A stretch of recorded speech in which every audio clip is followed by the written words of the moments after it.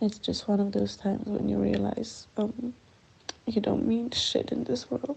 Like, I feel like I'm trying to do right in the world that is completely wrong.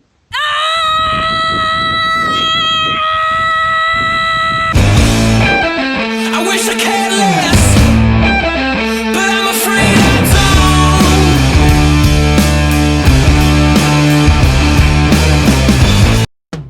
Cyprus was blissfully comfortable. Luca's lovely grandma, Yolanda, took care of us as if we were a couple of toddlers. She even packed us a 3-day supply of food for our next destination. With no car, no friends, no family, and no organization whatsoever, but with a lot of excitement, we boarded the plane to Israel. We start off with the most chaotic flight of my life. Violent COVID testing and feeling surrounded by the soldiers. We struggled a bit to get the train tickets to Tel Aviv, but were rewarded with the beautiful views along the way. Then we struggled a lot to find a way to our first couchsurfing host. We ended up going up random people's staircases. When we finally found it, we celebrated with breaking into a park, crashing a wedding photo shoot, and doing cartwheels in the sunset. Okay, I was mostly trying to. Okay, fine, 99% failing. But one time I did it. Our first host was Kevin, an Argentinian guy with a heart of gold and a very comfortable L-shaped couch. Right away, he took us out to a really cool bar where we traded our phones for a round of shots. Thanks to Kevin, we also met 2 other couch surfers. Yanni, an impersonation of a friendly hurricane from Germany, and Joanna, our offline map savior and the best guide from Portugal. We ended up spending most of the days together, though it wasn't usually planned. Yeah, we kinda do suck at planning. But honestly, I love all the random shit that happens to us because of that. I mean, our second day was eating hummus, getting sunburned, bumping into Joanna, walking to Jaffa, getting kidnapped, jewelry museum, free coffee, awesome falafel, best hostel ever in a rave, in an overgrown abandoned building.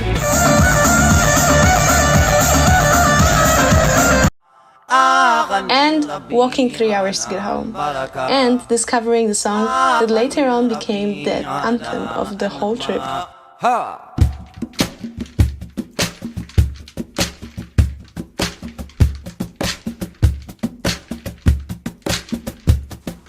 Israel is the most expensive place I've been to so far. Of course, we didn't bother to check that beforehand. But we still managed to have so much fun, spending close to nothing. A lot of that was thanks to the amazing people we met on the way. But also, when you don't have any expectations, it's almost impossible to be disappointed. There was one rainy day when it seemed like the highlight would be the cereal we ate for breakfast. Quick look at the museum prices, and we decided to wander around in the rain instead. What an adventure though! We found a playground with a locked tower, and believe it or not, I spent that afternoon desperately trying to climb a spiral slide. Luca is secretly Spider-Man, so he did it in like 5 minutes, despite my mocking comments. And I was fighting friction with all my strength, centimeters away from his hand. Moral of the story is, slides are slippery but mind over matter. And the winner gets to use the xylophone on top of the tower. Actually, there's another moral to the story. I keep thinking that someday, like on one of the days, it has to like not be worth it. Yeah. You know what I mean? Like even today, I was tired as fuck and I was not feeling this day. Yeah. But still, there's always something. The xylophone? Xylophone, definitely. I actually could have stayed there for hours. There are times in life when it feels like the lowest of the lows. When your head is heavy from negative thoughts and body struggles to get out of bed. Days when you don't even have the energy to pretend you're okay. But you still see them through, and it turns out to be the best sunset.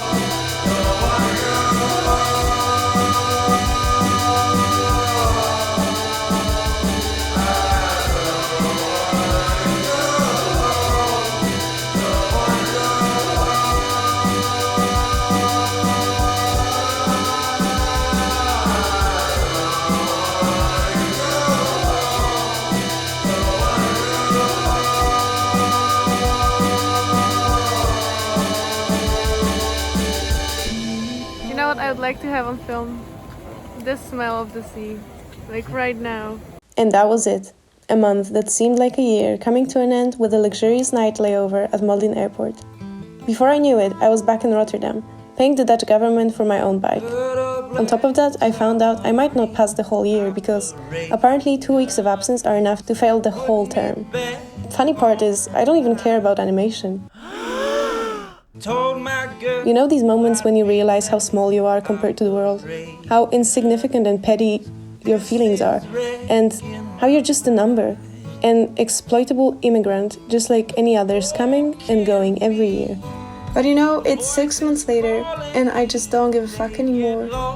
I learned my lesson, and educational system is not about honesty, it's not about the work you put in, it's not about the result. It's about showing up, because, I mean, that's the only way they can evaluate you. So maybe it's just not for everyone, right?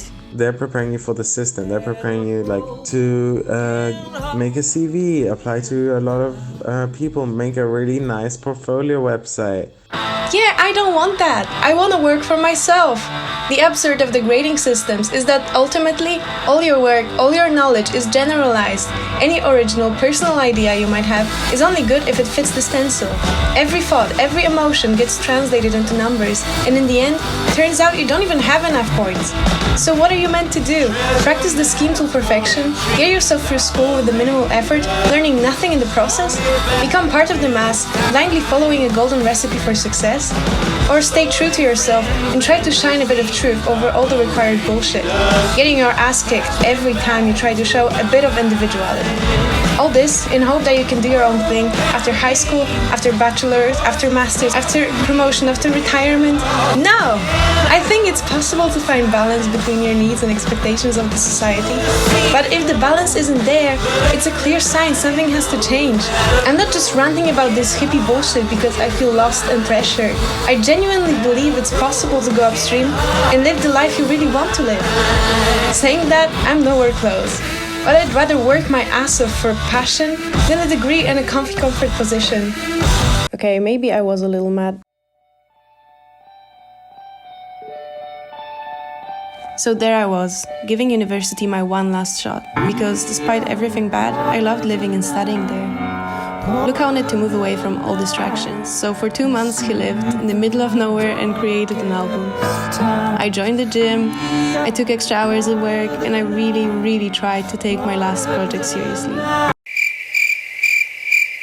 I used to think I'll grow out of my indecisiveness, that one day I'll find something worth sticking to, and the low moments won't bother me that much. But I don't think that anymore. I am a hurricane. Chaotically calm, paralyzed by small decisions, but making big ones on a whim. I have a mentality of a grandma, but I like to do weird stuff. I'm responsibly spontaneous and lazily creative, and always up for stupid ideas. I don't know who exactly I am or what I want, but I don't need to.